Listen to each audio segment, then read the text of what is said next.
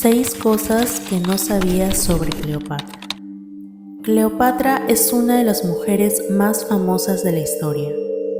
Se le recuerda por su supuesta belleza e intelecto y por sus amores con Julio César y Marco Antonio.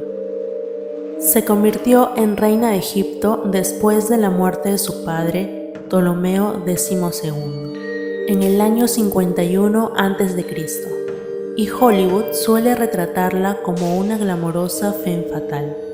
Pero, ¿cuánto está basado en la realidad y cuánto es ficción? Por el hecho de ser mujer y de gobernar un país muy rico, Cleopatra, sobre todo su independencia, era aborrecida por Roma. Cabe recordar que ella había seducido a 2 de sus principales generales, Julio César y Marco Antonio, y luego se unió a Antonio en una guerra contra Roma. Se sabe que fuera de Europa, en África y los países de tradición islámica, fue recordada de manera muy diferente. Los escritores árabes se refieren a ella como una erudita y 400 años después de su muerte aún se le rendía tributo a una estatua suya en Philae, un centro religioso que atraía a peregrinos de más allá de las fronteras de Egipto. Una belleza de fantasía. Plutarco, el biógrafo griego de Marco Antonio, afirmó que no era su aspecto físico lo que resultaba tan atractivo de ella, sino su conversación y su inteligencia. Cleopatra tenía el control de su propia imagen y la adaptó según sus necesidades políticas. Por ejemplo, en eventos ceremoniales aparecía vestida como la diosa Isis. Era común que los gobernantes egipcios se identificaran con una deidad. En las monedas acuñadas en Egipto, mientras tanto, eligió mostrarse con la mandíbula fuerte de su padre, para enfatizar su derecho heredado a gobernar. Las esculturas tampoco nos dan pistas sobre su aspecto. Hay 2 o 3 cabezas en el estilo clásico y varias estatuas de cuerpo entero con estilo egipcio, pero en todas se le ve bastante diferente. El pequeño César. Cleopatra se hizo aliada de Julio César, quien la ayudó a establecerse en el trono. Lo invitó a hacer un viaje por el Nilo y cuando posteriormente dio a luz a un hijo, llamó al bebé Cesarión o pequeño César.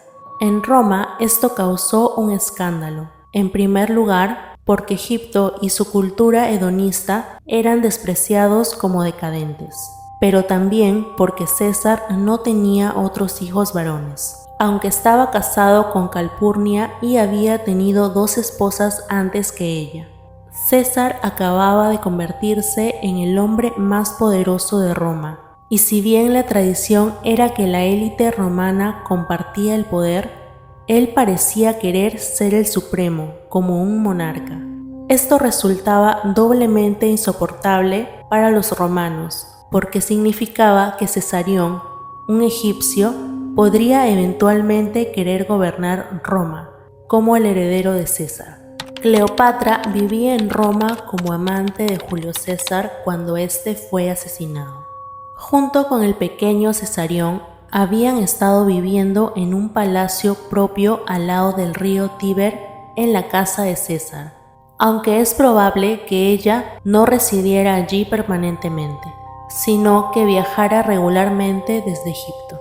Tras la muerte de César en el año 44 a.C., la vida de Cleopatra y de su hijo corrían peligro y debieron irse de Roma de inmediato. No es de extrañar que Cleopatra fuera detestada en una ciudad que se había deshecho de sus reyes, ya que ella insistía en que se le llamara reina. Tampoco pudo haber ayudado mucho el hecho de que para honrarla, César había colocado una estatua de ella cubierta de oro en el templo de Venus Genetrix, la diosa que da vida y que su familia tenía en alta estima. Tuvo 4 hijos. Además de su hijo mayor, Cesarión, Cleopatra tuvo 3 hijos más con Marco Antonio, los mellizos Cleopatra Selén y Alejandro Helios, y el más pequeño de todos, Ptolomeo Filadelfo. Ella mandó hacer una imagen en la pared del templo de Dendera que la mostraba gobernando junto con Cesarión. Cuando ella murió, el emperador romano Augusto convocó al joven con promesas de poder solo para matarlo. Se cree que tenía 16 o 17 años, aunque algunas fuentes afirman que tenía apenas 14. Los mellizos, que tenían 10 años cuando falleció su madre, y Ptolomeo, que tenía 6, fueron llevados a Roma y tratados bien en la casa de la viuda de Marco Antonio, Octavia, donde fueron educados. De adulta, Cleopatra Selén se casó con Juba, un rey menor, y fue enviada a gobernar Mauritania a su lado. Tuvieron un hijo, otro Ptolomeo, el único nieto conocido de Cleopatra. Murió de adulto por orden de su primo Calígula, por lo que ninguno de los descendientes de Cleopatra vivió para heredar Egipto. Agosto, el mes que celebra la derrota y muerte de Cleopatra. El emperador Augusto fundó su reinado sobre la base de la derrota a Cleopatra, cuando tuvo la oportunidad de que se nombrara un mes en su honor. En lugar de elegir septiembre cuando nació, optó por el 8º mes en el que murió Cleopatra, para que todos los años se recordara su derrota. A Augusto le hubiera gustado exhibir a Cleopatra como cautiva por toda Roma, como lo hicieron otros generales con sus prisioneros para celebrar sus victorias. Pero ella se suicidó justamente para evitar eso. Cleopatra no murió por amor, como creen muchos.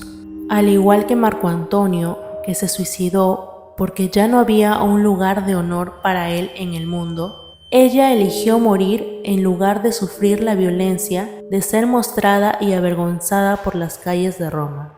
Augusto tuvo que conformarse con utilizar una imagen de ella para su celebración. El nombre de Cleopatra era griego, pero eso no significa que ella lo fuera.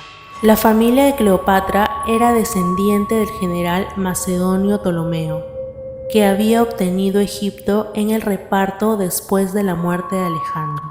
Pero pasaron 250 años antes de que naciera Cleopatra, es decir, 12 generaciones, con todos sus enredos amorosos. Hoy sabemos que al menos un niño de cada 10 no es hijo biológico del padre que lo cría como propio.